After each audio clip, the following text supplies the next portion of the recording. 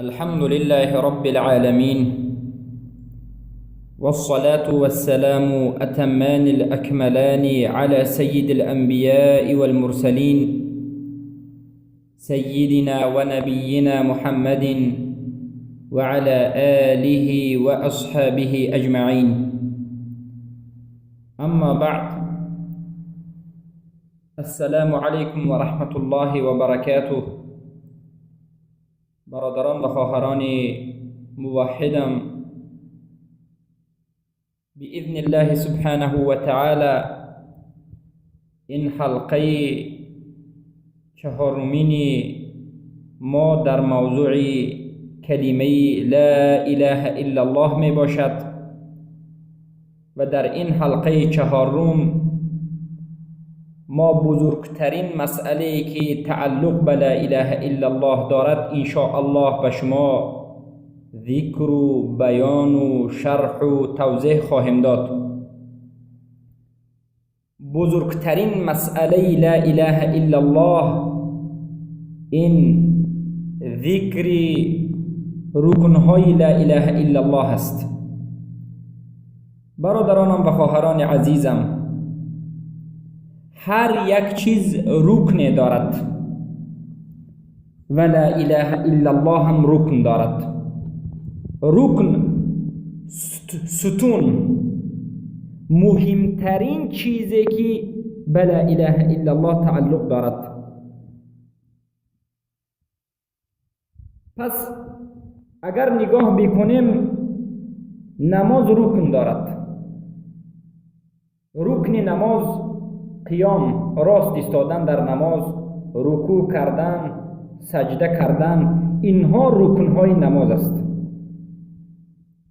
وقتی که شما به راست ایستادن قادر هستید، به رکوع کردن قادر هستید، به سجده کردن قادر هستید، می توانید، شرایط هست، سلامتی خوب دارید، اما رکوع، سجود و قیام در نماز شما وجود ندارد، به عذر نماز باطل است.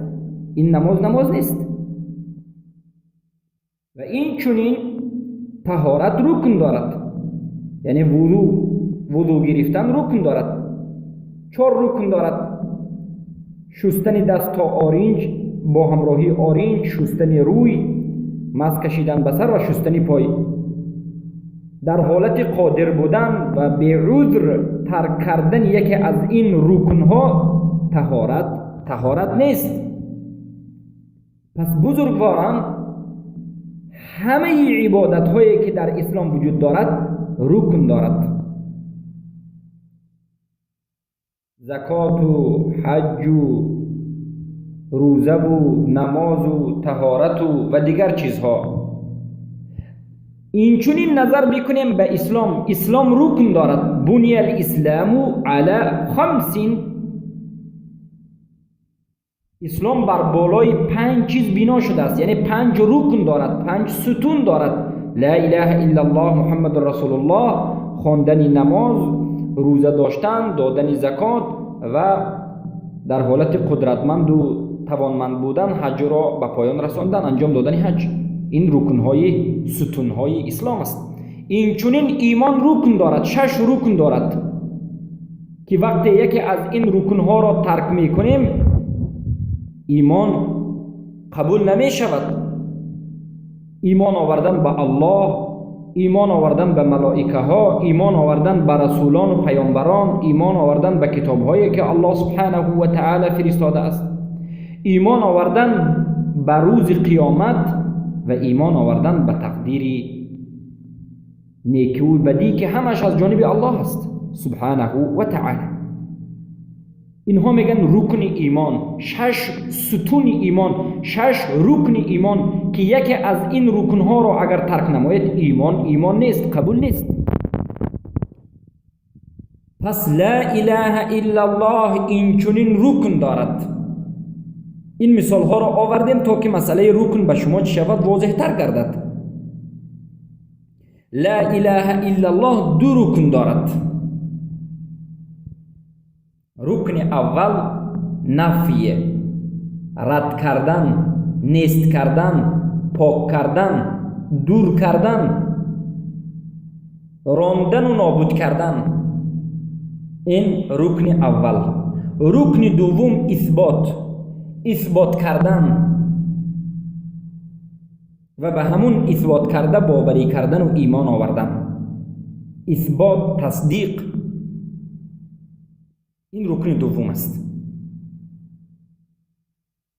هر کسی که لا اله الا الله بگوید و رکنش را بفهمد و جا بیاورد، یعنی رکن اول رد کردن و نفی کردن و پاک کردن و دور کردن و رکن دوم اثبات کردن الله سبحانه و تعالی را به جا بیاورد، البته لا اله الا الله به صاحبش به این گوینده فایده خواهد آورد.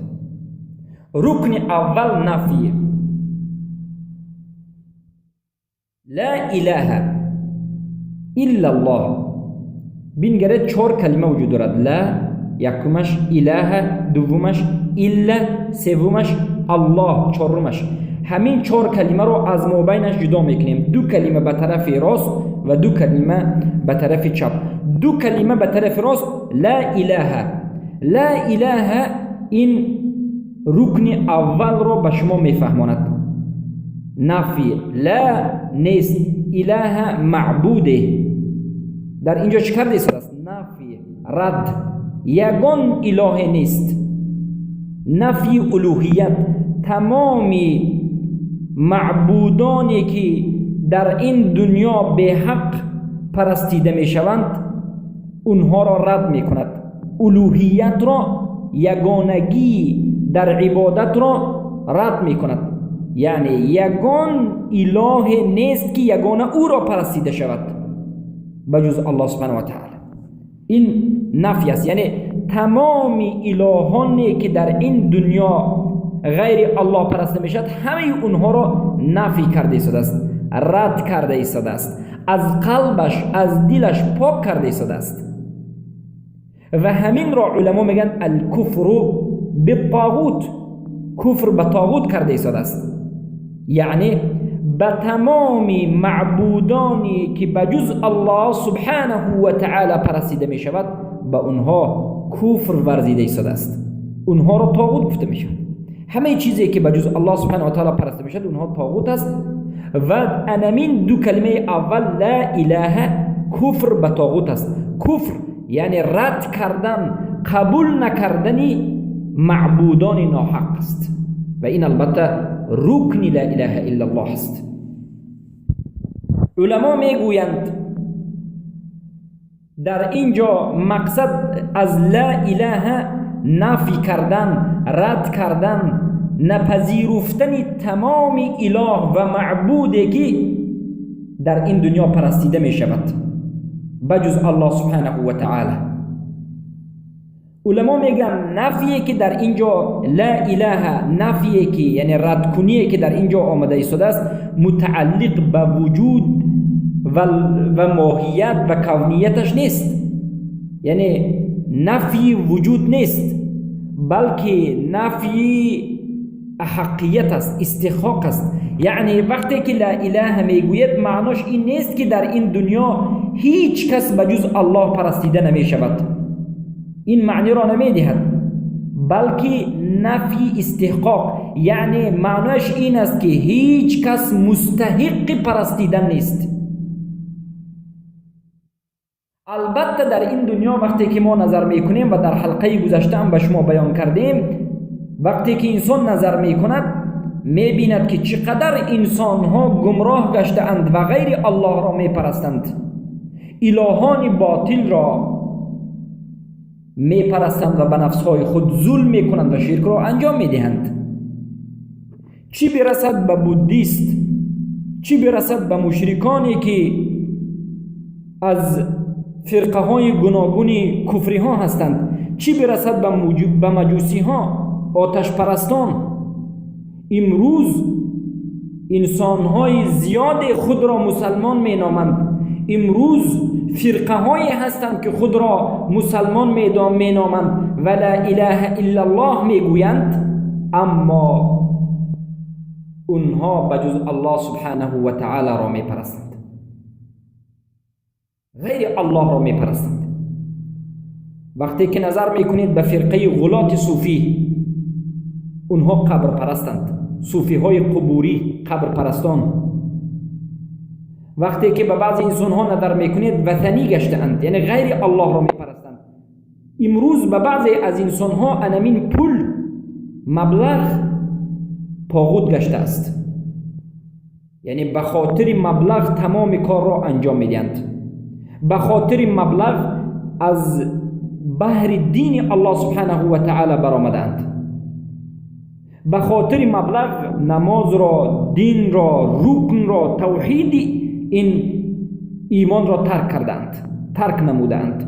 به خاطر پول و به خاطر شکم و به خاطر همین دنیا، به خاطر هوا و هوس به شکننده از شکننده های اسلام داخل شدند. پس هوا و هوس اونها و خواسته های شهوانی و نفسانی اونها، مبلغ و دنیا، به هر کسی تعلق به خودش همه این چیزها چی شده است؟ اله و معبود شده است. و قسم دیگر قبر پرست شده اند، قسم دیگر مزار پرست شده اند، در حالتی که لا اله الا الله میگویند.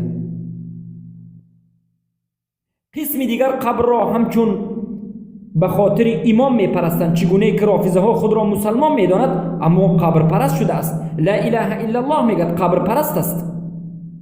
حالا رکن اول را به جان آورده است، لا اله را به جان آورده است. کسی که لا اله الا الله میگوید اما بعد از این قبر پرست است، لا اله الا الله به صاحبش، به این انسان فایده نخواهد داد، چرا که رکن اول، ستون اول لا اله الا الله را به جان آورده است. لا اله وقتی که شما میگویید باید تمام الهان و تمام معبودانی که بجز الله در این دنیا وجود دارد همه اش را باید ترک کنید، به همه اش باید شما کفر ورزید و از همه اش باید شما بری و بیزاری جویید و تمام مشرکان را کافر نامید و از مشرکان بیزاری جویید. پس بارک الله فیکم، انا من معنای لا اله است. رکن اول همین معنا را میدهد، یعنی ای مسلمانان وقتی که لا اله گفتید تمام چیزهایی که بجز الله پرستیده می شود ترک نمایید. پرستیدن چیست؟ عبادت کردن چیست؟ بعضی انسان ها عبادت را فقط سجده کردن می دانند، تا به نزد قبر رفته اگر کسی سجده نکند دیگر انسان را مشرک نمی نامند. البته این غلط است. شیخ الاسلام ابن تیمیه رحمه الله میگن العبادة اسم جامع لكل ما يحب الله ويرضاه من اعمال او اقوال او افعال ظاهرة او باطنه. عبادت این یک کلمه عربی بوده، اسم جمع هست، اسم جامع هست که در بر میگیرد بسیار چیزها را. عبادت وقتی که گفتید این یک معنی به نهایت بزرگ دارد، اسم جنس است، یعنی اسم خاص نیست، اسم جنس است، اسم جامع هست به تمام چیزهایی که الله سبحانه و تعالی دوست می‌دارد، یعنی انجام دادن تمام عملهایی که الله از همون عمل خوشش میآید، راضی میشود و همون عمل را دوست می‌دارد، همون چیز عبادت است. و از همون چیز، یعنی دو شرط، تمام عملی که الله همون عمل را دوست دارد و همون عمل را از انجام شدنش راضی باشد همون عبادت است. پس تبسم کردن، سخن خوب زدن، بینگرید در زیر تحکیم شریعت الله زندگی کردن، از کفار بیزاری جستن، از مشرکین دور شدن، ترک کردن مشرک و شرکش و از رکنهای اسلام نماز و روزه و حج و زکات و ولا و براء و دیگر تمام چیزها را نظر بکنید. والله از همین کوچه، از همین راه یک ضرر رساننده چیزی که به مسلمان شاید ضرر رساند به یک طرف گیرید عبادت است. تبسم به خاطر الله برای یک مسلمان عبادت است. بارک الله فیکم. یعنی عبادت معنای بزرگ دارد. نظر، توکل، ذبح، یعنی کشتن حیوان، بسم الله گفته کشتن هم البته عبادت است، عبادت بزرگ است، خصوصا در روز عید قربان. ترس، رهبه و استعانه طلب کمک کردن، دعا، محبت از بزرگترین عبادت هاست. چخیلی که شیخ الاسلام مجدد الدین محمد ابن عبدالوهاب رحمه الله این عبادت ها را ذکر کردن. 8 نمود عبادت ها را ذکر کردن در اصول ثلاثه، در اصول الثلاثه. پس برادران و خواهران بزرگم، همه آن عمل هایی که الله از همون عمل خوشش آید، دوست دارد و از همون عمل راضی گردد، همون عمل فرق ندارد که قولی هست، خواه از سخن باشد، خواه از عمل جسمانی باشد، خواه ظاهری باشد، خواه باطنی، همه اش عبادت است. پس همین عبادت را بغیر الله انجام دادن شرک است. خوب دقت بدهید، در نزد قبر رفته کسی سجده نکند اما از قبر ترسد، اما به قبر توکل نماید، اما از قبر اولیای طلب منفعت بکند، اما از قبر اولیای دفع مضرت، دفع ضرر بلاوی بکند، اما به نزد قبر کسی اولیای یک ذبح حیوانی را بکشد، استعانه و طلب کمک نماید از قبر کسی، خواه اولیا باشد، خواه رسول باشد، خواه ملائکه باشد، خواه کسی نباشد، این شرک است و صاحبش مشرک است و کافر است. برای اون که در مسئله شرک عذر جهل نیست، مگرم در حالت اکراه، چخیلی که در حلقه گذشته به شما بیان کردیم. لا اله الا الله، لا اله نیست معبود بر حق، یعنی در این دنیا نباید بجز الله چیزی دیگری پرستیده شود. برادرم و خواهر بزرگوارم، بارک الله فیکم، وقتی که لا اله الا الله گفتی، رکن اولش را اول بجا بیار. لا اله نیست معبودی بر حق، قلبت را از دیگر تمام چیزهای بجز الله پاک گردان، دلت را خالی و تازه و آزاده و صاف و بی‌غبار گردان، خالی گردان، پاک گردان. و بعد از این که دلت و قلبت از تمام غیر الله پاک شد، بعد اثبات بکن که الله معبود توست، الله معبود یگانه ما و شماست و به این قلب پاکت الله را جای بکن. اما کسی لا اله الا الله بگوید، شرک را هم انجام ندهد. ببینید، یک انسان لا اله الا الله میگوید، نماز میخواند، شرک را انجام نمیدهد، اما از مشرکین، از شرک و مشرکین بیزاری نجسته است. یعنی شرک یک عمل شرکی را، سخنی شرکی یا عملی شرکی را و مشرکان را بد نمیبیند. شرک را هم بد نمیبیند، مشرکان را هم بد نمیبیند. آیا این انسان مسلمان شده است؟ نه، البته مسلمان نشده است. در این لا اله وقتی که به معنایش نظر میکنیم، در این جمله یا کلمه فقط ترک کردن شرک نه، بلکه بد دیدن شرک و اهل شرک ضرور است.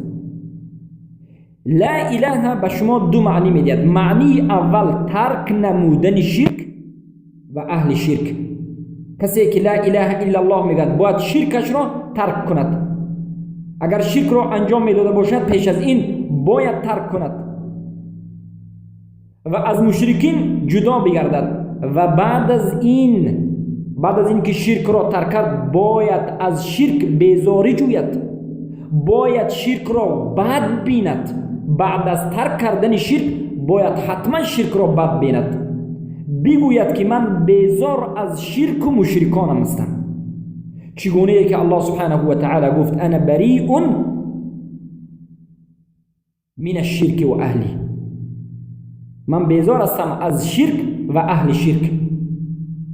الله سبحانه و تعالی هیچ نیازی میگه من ندارم به عملی مشرکانه مشرکان. پس این امر، این رکن دین، این رکن لا اله الا الله، این ستون لا اله الا الله است که کسی وقتی که این رو عمل انجام نداد این حالا مسلمان نشده است. این به نهایت یک موضوع بزرگ و خطرناک است. امروز چقدر در بین اهل ملت خود مشاهده می نماییم که لا اله الا الله گفتند اما از مشرکین براءت نکرده اند، بیزاری نجسته اند، شرک را بد نمی نامند. البته این خطرناکترین عمل برای اونهاست. برادرم و خواهر بزرگوارم، بارک الله فیک، لا اله نیست معبود، ترک تمام معبودان که در این دنیا باطلانه پرستیده می شود و بیزاری جستن و کفر ورزیدن بر آنها می باشد. و البته الله سبحانه و تعالی در قرآن عظیم الشأن این رکن لا اله الا الله را به ما بیان کرده است. این رکن خود به خود پیدا نشده است. ببینید در سوره بقره آیه 256 الله سبحانه و تعالی چی میگوید؟ اعوذ بالله من الشیطان الرجیم فمن يكفر بالطاغوت ويؤمن بالله فقد استمسك بالعروة الوثقى. پس میگد الله هر کسی که کفر به طاغوت ورزد و ایمان به الله بیارد به تحقیق عروة الوثقى یعنی درجه بالاترین اسلام را چنگ زده است. بر رسمان چنگ زده است که کنده نخواهد شد. الله سبحانه و تعالی دو رکن لا اله الا الله را در این آیه سوره بقره آیه 256 ذکر کرد. رکن اول، ستون اول، هر کسی که به کفر به طاغوت کفر ورزد. طاغوت چیست؟ طاغوت این تمام چیزهایی که غیر از الله پرستیده می شود. خیلی که ابن القیم الجوزی تعریف کردند. الطواغیت الكثیره، البته الطواغیت الكثیره را ابن محمد ابن عبدالوهاب ذکر میکنند، اما معنای طاغوت را ابن القیم الجوزی ذکر میکنند و میگویند كل ما تجاوز به العبد حده من معبود او مطبوع او مطاع، یعنی تمام آن چیزهایی که بندگان حد همین چیز را میگذارند در حقش غلو میکنند، خواه از معبود باشد، خواه از یک اطاعتکاری باشد یا از دنیا پرستی باشد، وقتی که شما تجاوز الحد میکنید در پرستش کسی، در اطاعت کسی، در احترام کسی، این چیز طاغوت می شود. و البته در حلقه آینده طاغوت را به شما به نهایت خوب و واضح و روشن خواهیم کرد، بیان خواهیم کرد، زیرا طاغوت، کفر ورزیدن به طاغوت این رکن از رکن لا اله الا الله است. پس الله میگه هر کسی که به طاغوت کفر ورزید یعنی رد کرد. ما در حلقه گذشته به شما بیان کردیم کفر یعنی پوشیدن، رد کردن، قبول نکردن. هر کسی که طاغوت را رد کرد یعنی غیر الله را رد کرد، بجز الله دیگر چیزها را ترک نمود و بعد از این به الله ایمان آورد، به تحقیق میگه عروة الوثقا را چنگ زده است. پس کسی که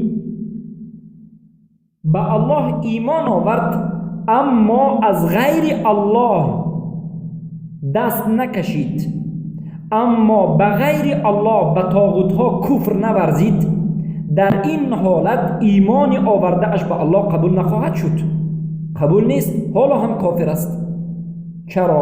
چرا که شرط ایمان اول این است که تمامی چیزهایی که بجز الله پرستیده می شود باید به همه اونها، به تمام طاغوت‌ها کفر ورزید، رد بکنید، رد نمایید، بیزاری جویید و بعد از این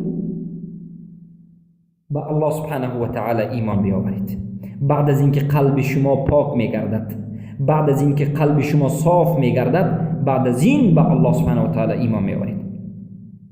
ایمان آوردن به قلب خبیث، به قلبی که در اون قلب شرک ممتلئ و پر است، این ناممکن است. الله سبحانه و تعالی و رسولش میگوید به قلب یک انسان یک چیز جای می شود، یا ایمان یا کفر. البته ما کفر اکبر را در نظر داریم، اما در حلقه گذشته در مسئله ایمان به شما بیان کردیم که کفر اصغر در مسلمان آمدنش ممکن است. یعنی شما ایمان آوردید اما یک گناه کبیره انجام دهید، ممکن است که این چنین مسلمانی باشد. این رو ما میگیم مسلمانی فاسق است. و البته مذهب معتزله، خوارج و مرجئه را در این مسئله به شما بیان کردیم. بارک الله فیکم. پس نظر بکنید به گفته الله سبحانه و تعالی در سوره حج آیت 62 که میگوید ذلك بأن الله هو الحق وأن ما يدعون من دونه هو الباطل. برای همین البته الله این حق است و هر آینه آن چیزی که بجز الله پرستیده می شود باطل است. یعنی الله در این آیت رکن لا اله الا الله، رکن اولش را بیان می کند و می رکن اول و رکن دومش را. در قسم اول آیت رکن اولی لا اله الا الله را بیان می کند، میگه که هر آینه الله این حق است، الله معبود حق است، معبود یگانه است، شک شبهه ریب وجود ندارد. و هر آینه و البته آن چیزهایی که بجز الله پرستیده می شود، دعا کرده می شود، طلب کرده می شود، اونها باطل هستند، اونها حق الهی و معبودی ندارند. پرستندگان از این مردمی که غیر الله را می پرستند، اونها مظلوم و ظالمند، به نفس خودشان ظلم کرده اند. قبر پرستان، اولیا پرستان، امام پرستان، ستاره و ملائکه و سنگ و درخت پرستان، همه اونها باطل را می پرستند. حق این پرستیدن الله است و اینها باشند باطل را می پرستند و البته به نفسهای خود ظلم کرده اند، به شرک گرفتار شدند، کافر و مشرک شده اند و به سبب انمین شرکشان اونها در آتش دوزخ عذاب خواهند کشید. بارک الله فیکم. پس برادران و خواهران عزیزم، مشرکان قریش زمانی که رسول اکرم صلی الله علیه و سلم آمدند و اونها را دعوت کردند، چندین نمود بودند.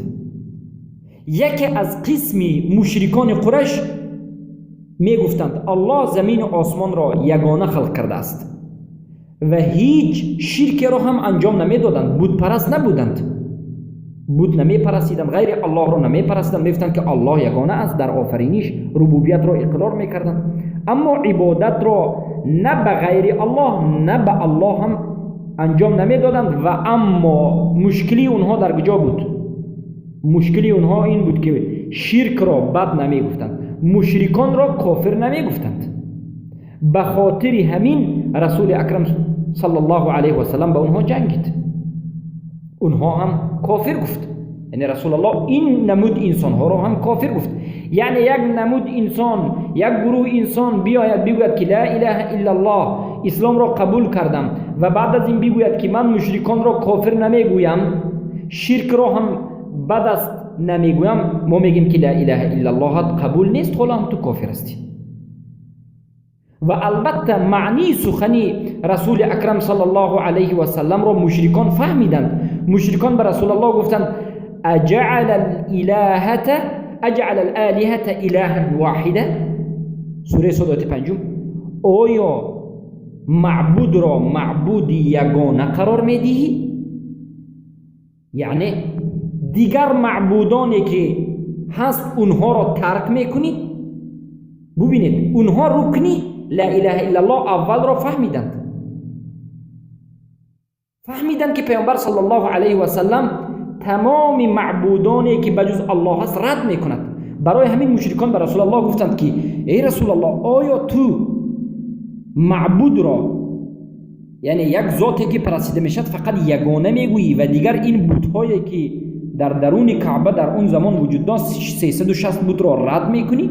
البته بله. رسول اکرم صلی الله علیه و سلم به دین الوهیت آمدند، یعنی یگانه الله پرستیده میشن و بجز الله دیگر تمام چیزها رد میشند. و حتی نگاه کنید به سخن قریشی ها. قریش به رسول اکرم صلی الله علیه و سلم پیشنهاد کردند، گفتند نعبد الهک سنه، نعبد الهک سنه و تعبد الهتنا سنه. ای پیامبر صلی الله علیه و سلم، بیا ما به تو یک عقد، یک دگوار با هم عقد میکنیم. عقد از این عبارت است که تو یک سال عبادت کنی معبود ما را، یعنی این بت‌ها را که ما میپرستیم تو بیا یک سال این را پرستش کن و ما هم یک سال تو را پرستش میکنیم. البته مشرکان اول گفتند که اول ما یک سال اله تو را، معبود تو را، یگانه الله را میپرستیم و بعد از یک سال بیا تو اله ما را پرستش کن. اما رسول اکرم صلی الله علیه وسلم قبول نکردند و البته هیچگاه رسول اکرم صلی الله علیه وسلم قبول نمیکنند و امت رسول الله این چیز را تا روز قیامت قبول نخواهند کرد. چرا که رکن دین ما، رکن لا اله الا الله، این ترک کردن، رد نمودن و نفی نمودن الهان و معبودان بجز الله سبحانه و تعالی است. ما یک سجده هم بجز الله سبحانه و تعالی به دیگر چیزها نمی کنیم و از الله دعا می نماییم که الله سبحانه و تعالی در این راه حق و در این موحد بودنش تا آخرین نفس آخرینمان ما را در همین حالت نگه دارد. و مشرکان از پیامبر صلی الله علیه و سلم طلب نمودند که الههای ما را، این بت‌های ما را بد نگوید که اینها نمیشنوند، نمیبینند، فایده نمیرسانند، نه فایده میرسانند نه ضرر را دور میکنند. و به صحابگانش بگوید که این مشرکانی که هیکل پرستند و صنم پرست و وطن پرستند اونها را تحقیر نکنند. و البته رسول اکرم صلی الله علیه و سلم یگان از این شرط های مشرکان مونده را قبول نکردند، برای اینکه این شرط ها باطل است. شرط هایی که باطل است قبول کردن نمیشه. در سخن رسول الله است، اگر شرط باطل باشد، صدها شرط باشد هم باطل باشد، قبول کردن نمیشه. بارک الله فیکم. ببینید رسول اکرم صلی الله علیه و سلم تا 40 سالگیشون در غار حرا عبادت میکردند. تا 40 سالگیشون، تا زمانی که مبعوث به پیامبری شدند، یگان مراتبه به یگان معبود و اله و اون صنم و وثنهای مشرک عبادت نکرده اند. یعنی رسول الله نه طواف به این بت‌ها به مقصد بت‌ها کردند، نه سجده به این بت‌ها کردند، نه نذر، نه خوف، نه توکل، نه ذبح. یگان نمود عبادت را به خاطر معبود مشرکین انجام ندادند تا سن 40 ساله. اما مشرکین با وجود این پیامبر صلی الله علیه و سلم را دوست می داشت. پیامبر صلی الله علیه و سلم را چطوری که خود شما میدانید امین میگفتند. محمد امین، امانت دار. محمد صلی الله علیه و سلم صادق. محمد شجاع. محمدی که پاکیزه ترین، محمد بهترین صلوات الله ربی و سلامه علیه. مشرکین همه پیامبر صلی الله علیه و سلم را دوست می داشتند، در حالتی که پیامبر الها معبود مشرکین را هیچ قبول نمی کردند، یعنی عبادت نمی کردند. اما با وجود این مشرکین پیامبر را دوست می داشتند. زمانی که رسول اکرم صلی الله علیه و سلم در سن 40 سالگی مبعوث شدند، پیامبر شدند، از جانب الله سبحانه و تعالی رسول شدند و مردم را به سوی لا اله الا الله دعوت کردند، بعد از این مشرکین به پیامبر صلی الله علیه و سلم غضب کرد. بعد از این مشرکین پیامبر صلی الله علیه و سلم را مجنون، ساحر، دیوانه و بعد از این پیامبر صلی الله علیه و سلم به پیامبر صلی الله علیه و سلم دشمنی کردند و حتی قتل کردن خواستند. حتی کشتار پیامبر صلی الله علیه و سلم را خواستند و با پیامبر صلی الله علیه و سلم چندین بار جنگ کردند. سببش این بود که پیامبر صلی الله علیه و سلم الهان اونها را باطل نامید. برای همین ما به شما میگوییم که عبادت نکردن یعنی شرک را انجام ندادن کافی نیست، باید شرک را و مشرکین را باطل نامید. کسی که لا اله الا الله میگوید شرک را انجام نمیدهد اما شرک را و مشرکین را باطل نمیگوید، این مسلمان نیست، این کافر شده است یا کافر است. حالا لا اله الا الله فایده نداده است. برای چی؟ برای اینکه رکن لا اله الا الله این است که مسلمان باید شرک را ترک بکند و شرک و مشرکین را باطل نامد و از آنها بیزاری جوید. ببینید نام این را میگن براءت جوید، بیزاری جوید. الولاء والبراء. مسلمانان را دوست دارد، الله را دوست دارد، اهل لا اله الا الله را دوست دارد و برا دشمنی بکند، بد بیند کافران را، مشرکان را، اون کسانی که غیر الله را میپرستند، عبادت میکنند، الههای باطل گرفتند، اونها را ترک نماید و اونها را باطل نامد و از اونها بیزاری جوید و به اونها دشمنی میکند. و انمین معنای لا اله است و انمین رکن اولی لا اله الا الله است. لا اله رکن اول است. ببینید وقتی که عمرو بن عبسه رسول اکرم صلی الله علیه و سلم را سوال کرد و گفت یا رسول الله بماذا بعثت؟ بچی تو مبعوث شدی؟ ای رسول الله تو به خاطر چی مبعوث شدی؟ پیامبر صلی الله علیه و سلم گفتن فقال رسول الله صلی الله علیه و سلم بالكفر بالاوثان وصلة الارحام وفي روايه كسر الاوثان. پیامبر گفتن من مبعوث شدم به کافر شدن به این اوثان ها. اوثان چیست؟ یعنی تمامی چیزهایی که غیر الله پرستیده میشد، این اوثان است. صنم و اوثان. صنم این فقط هیکل، یعنی اون هیکل هایی که غیر الله پرستیده میشد این را صنم میگن. اما اوثان تمام چیزی که غیر الله پرستیده میشد، خواه هیکل باشد، خواه شکم باشد، خواه پول باشد، خواه ستاره و سنگ و درخت باشد، چیزی نباشد.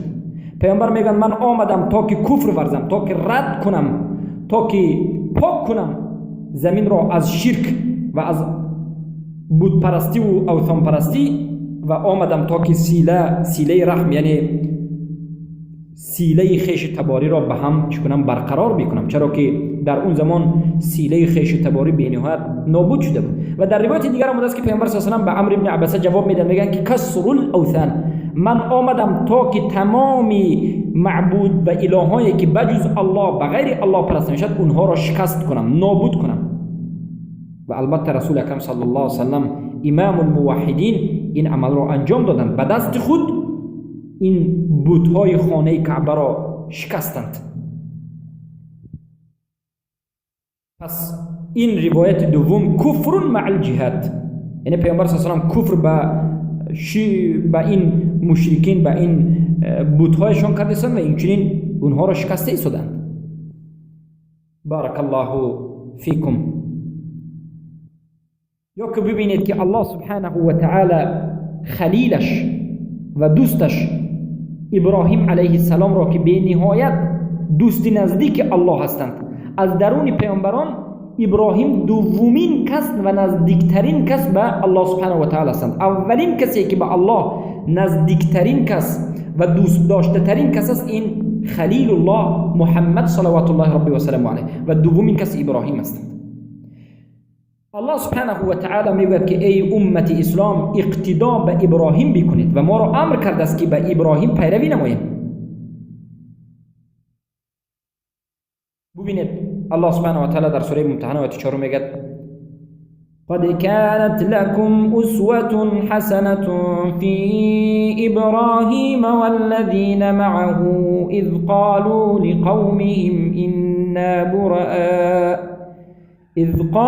لقومهم إنا براء منكم ومما تعبدون من دون الله كفرنا بكم وبدا بيننا وبينكم العداوة والبغضاء أبدا حتى تؤمنوا بالله وحده. الله میگه به تحقیق برای شما در ابراهیم اسوه حسنه است، یعنی ابراهیم الگوی نیکوی شماست، به ابراهیم پیروی نمایید. والذین معه، و آنانی که همراهی ابراهیم بودند، امت ابراهیم بودند، اونها هم چی هستند؟ الگوی شما، نمونه بر شما هستند. زمانی که گفتند، یعنی ابراهیم و پیروانش زمانی که گفتند لقوم، به مشرکین، به قومشون، به مشرکین، اون قوم ابراهیم که شرک را انجام میدادند، ابراهیم و امت ابراهیم به این مشرکان گفتند هرا این ما، البته ما برا یعنی بیزار هستیم، براءت میجوییم از شما ای مشرکا، یعنی از شرک شما، از این شرکای شما ما دور هستیم و از شما و از شرکتان بیزاری میجوییم. منکم، از شما، و مما تعبدون، و از آن چیزی که میپرستید. ببینید ما بیزار هستیم از شما و از آن چیزی که بجز الله میپرستید. کفرنا بکم، ما به شما ای مشرکان کفر ورزیدیم. و بدا بیننا و بینکم العداوه، و بین ما مؤمنان و بین شما مشرکان دشمنی و بغض و عداوت ابدالابد باقی میماند تا همان زمانی که شما به الله رب العزت والجلال یگانه به او ایمان بیاورید. پس ای امت محمد صلی الله علیه و سلم به انمین آیت پیرو باشید و این آیت ما را دعوت می نماید که به ابراهیم علیه السلام پیروی نماییم و ابراهیم را الگو و نمونه خود بگیریم. یعنی چه خیلی که ابراهیم از قوم خود براءت جوست، بیزاری جوست، شما نیز از مشرکین کسی نباشد، از قوم خود، از نزدیک خود کسی نباشد، از اونها براءت جویید، بیزاری جویید و شرک و کفر را باطل نامید و ترک نمایید. و الله سبحانه و تعالی در سوره بقره گفت و من یرغب عن ملت ابراهیم الا من سفه نفسه ولقد اصطفیناه فی الدنیا و انه فی الاخرة لمن الصالحین. هر کسی که از ملت ابراهیم روی میگرداند، بیرون میشود، بیراه میشود، راهی ملت ابراهیم را ترک می نماید، این کس که است سفیه است، نادان است و جاهل است و خطا کرده است. به تحقیق الله رب العزت والجلال ابراهیم را اختیار کرده است و برگزیده است و قبول کرده است در این دنیا و در روز آخرت. ابراهیم از جمله صالحان است. پس هر کسی که شرک را ترک نکند، از اهل شرک بیزاری نجوید، این انسان ملت ابراهیم را ترک کرده است و این ظلم بزرگ بر خودش کرده است و این سفه است. بارک الله فیکم. الله سبحانه و تعالی در سوره شعراء 77 بیان میکند و میگوید که قال افرأيتم ما كنتم تعبدون أنتم وآباؤكم الأقدمون فإنهم عدو لي إلا رب العالمين. ابراهیم میگه که آیا بدیدید که شما چی را میپرستیدید؟ ما کنتم تعبدون، شما و پدرهای شما، گذشتگان شما غیر الله را وقتی که پرستید، همه شما و گذشتگان شما دشمن من هستید و من یعنی دشمن شما هستم بجز الله رب العزت والجلال. یعنی ابراهیم الله را دوست خود میگوید و کسانی که بجز الله دیگر ذات را پرستیدند و دیگر اله را قبول کردند و اختیار کردند و اله باطل را پرستند، همه اونها را دشمن اعلام میکند و از تمام معبود باطل که بجز الله سبحانه و تعالی پرستیده می شود براءت و بیزاری می جوید. پس برادر مبارکم، خواهر و برادر مبارک موحدم، من این سخن را چرا طولانی کردم؟ زیرا که این مهمترین رکن دین است. نه فقط رکن لا اله الا الله، این تمام رکن دین است. وقتی که این مسئله را انسان ترک می نماید، دینش را ترک نموده است. پس شما منهج اهل سنت، عقیده اهل سنت و الجماعت را در این مسئله باید فهمید که به شما بیان کرده شد و از منهج و از عقیده باطل مرجئه خود را دور بگیرید. که امروز مرجئه ها وجود دارند در انمین عصر و در همین زمان امروز وجود دارند و انمین ستون لا اله الا الله را ترک می کنند، اهمیت نمی دهند، یک چیزی ناچیز می دانند. مرجئه ها دین را می خواهند که در این دین نه موالا هست و نه موالات هست و نه برا هست، نه برا هست و نه ولا هست. مرجئه ها دین را می خواهند که تکفیر وجود ندارد. یهود و نصارا هم کافر نمی گویند، برای آنکه اونها لا اله الا الله را خطا فهمیدند. لا اله الکفر بالطاغوت را نفهمیدند. مرجئه ها دین را می خواهند که در این دین فقط کافر دوستداری کافر و خاری و زاری بر امت مسلمان است. دین مرجئه، مذهب مرجئه این مذهبی است که هر کسی که لا اله الا الله بگوید و به شرک و به کفر نورزد، به شرک یعنی به اون چیزهایی که بجز، به اون معبودهایی که بجز الله پرسته میشد، به اون کفر نورزد، لا اله الا الله بگوید، شرک را انجام بدهد، قبر را پرستد، مرده را پرستد و به حکم غیر الله حکم بکند، به قانونهای وضعی گذاشته شده و دموکراتی ملحدی و کمونیستی و موالات و دوستی به مشرکین و کفار بکند، میگن که با وجود این هم این مسلمان است میگن. و البته این مذهب مذهبی مرجئه هست و این مذهب مذهبی باطل است و از همین نمود عقیده خود را دور بگیرید و لا اله الا الله را دانید که بیزار جستن از کافر و طاغوت است. و البته طاغوت را ما در حلقه آینده به شما بیان خواهیم کرد. با همین به شما رکن اولی لا اله الا الله بیان گشت. باذن الله سبحانه و تعالی در حلقه آینده به شما رکن دوم لا اله الا الله را بیان خواهیم کرد. سبحانك اللهم بحمدك اشهد ان لا اله الا انت استغفرك واتوب اليك برحمتك يا ارحم الراحمين.